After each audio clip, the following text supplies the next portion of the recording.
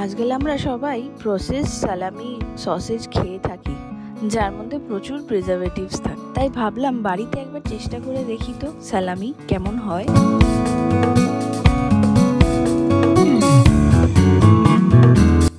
So বন্ধুরা, আজকে আমরা বানাবো চিকেন সালামি। প্রথমে নিয়ে নিয়েছি 500 গ্রাম মতন চিকেন ব্রেস্ট, আর ওটা ভালো করে ধুয়ে রেখে দিয়েছি। এবার চিকেনগুলোকে ছোট ছোট পিসে কেটে নেব।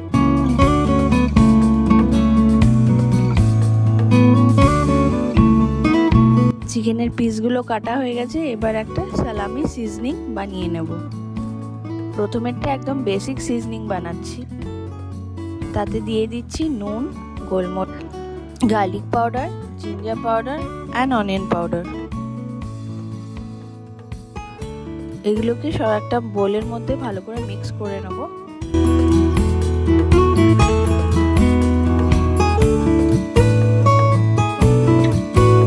তারপরে একটা ব্লেন্ডারে ছোট ছোট চিকেনের পিসগুলোকে অ্যাড করব, আর তার সঙ্গে যে সিজনিংটা বানালাম ওটা দিয়ে দেবো।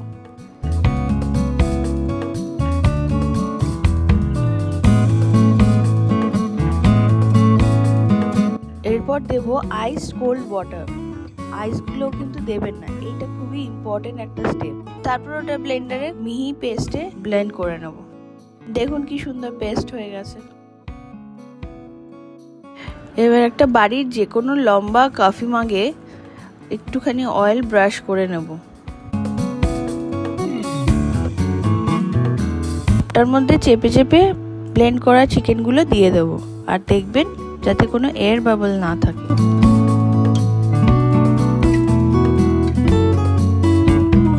আচ্ছা, আপনারা চাইলে যে কোনো টাইপেরই সিজনিং আপনারা ইউজ করতে পারেন।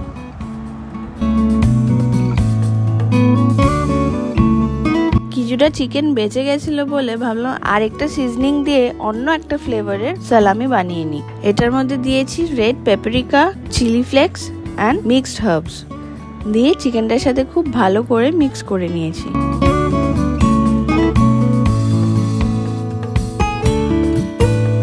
একই পদ্ধতিতে আরেকটা কাপে অয়েল ব্রাশ করে চিকেনগুলো চেপে চেপে দিয়ে দিয়েছি।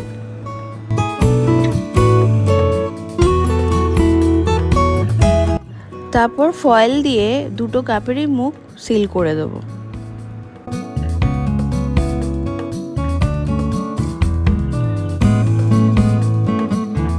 একটা ডিপ প্যানে এক কিচেন টাওয়াল দিয়ে বেশ কিছুটা জল অ্যাড করে দেবো।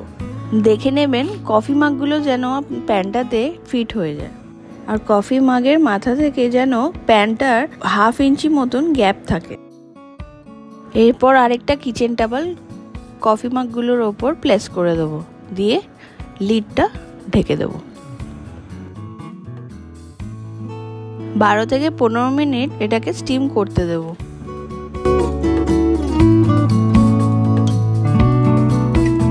ঢাকনাটা খুলে খুব সাবধানে কফি মাগগুলো বার করে নেব।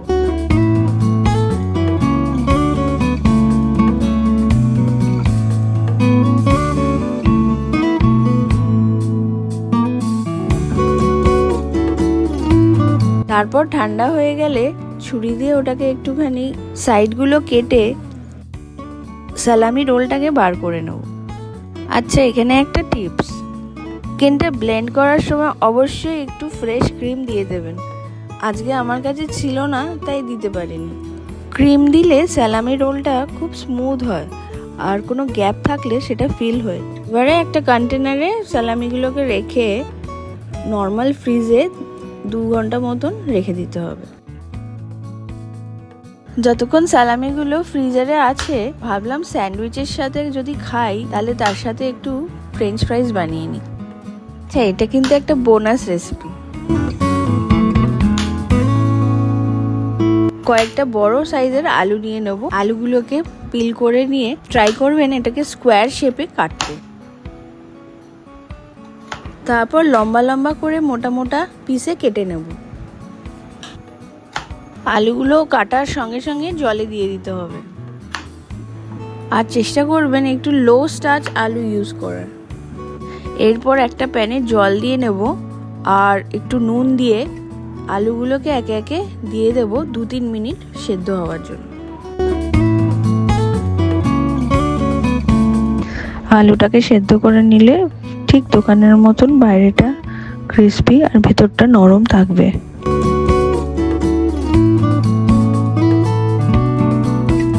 দু 3 মিনিট সেদ্ধ করেই আলুগুলোকে আইস কোল্ড ওয়াটারে দিয়ে দেবো। এটা খুবই ইম্পর্টেন্ট একটা স্টেপ। এই আইস কোল্ড ওয়াটারে দেওয়ার সঙ্গে সঙ্গে আলুর কুকিং প্রসেসটা স্টপ হয়ে যায়। এরপর আলুগুলোকে টিস্যু পেপারে রেখে ভালো করে ড্রাই করে নিতে হবে।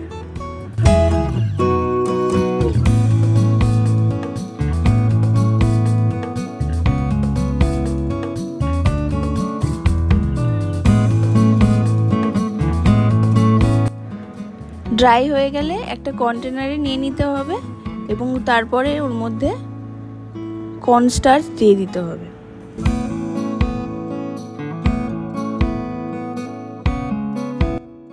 এদিকে একটা ফ্রাইং প্যানে বেশ অনেকটা তেল দিয়ে ওটাকে ভালো গরম করে নিতে হবে। যখন দেখবেন তেলটা খুব গরম হয়ে গেছে তখন আলুগুলোকে একে একে ছেড়ে দেবেন। একসাথে সব দিয়ে দেবেন না আর ফ্রাইং প্যানটাকে ক্লাটার করে দেবেন না।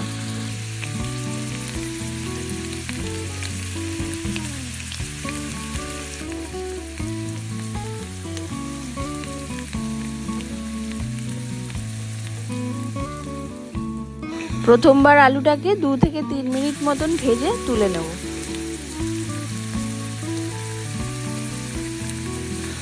তারপর 20 মিনিট মতন রেস্ট করে সেকেন্ড বারের জন্য আবার যতক্ষণ না ক্রিস্পি গোল্ডেন হচ্ছে ওটাকে ফ্রাই করে নেব।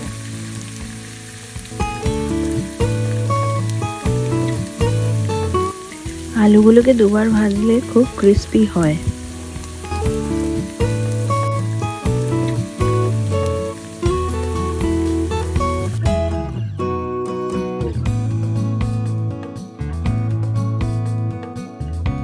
ব্যাস, তারপরে আলুগুলোকে সিজনিং করে দেব নুন, গোলমরিচ, একটু পেপরিকা আর মিক্সড হার্বস দিয়ে।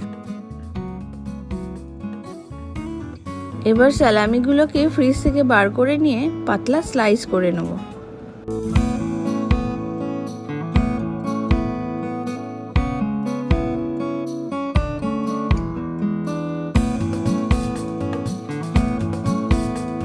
হয়ে গেল সহজেই আমাদের হোমমেড প্রিজারভেটিভ ছাড়া সালামি।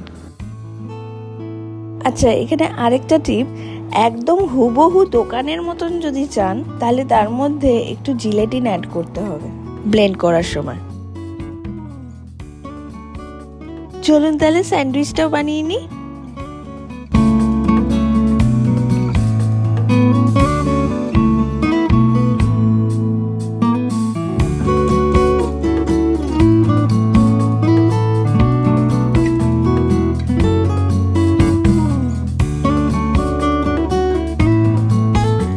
রেডি হয়ে গেল হোমমেড চিকেন সালামি স্যান্ডউইচ উইথ ফ্রেঞ্চ ফ্রাইস।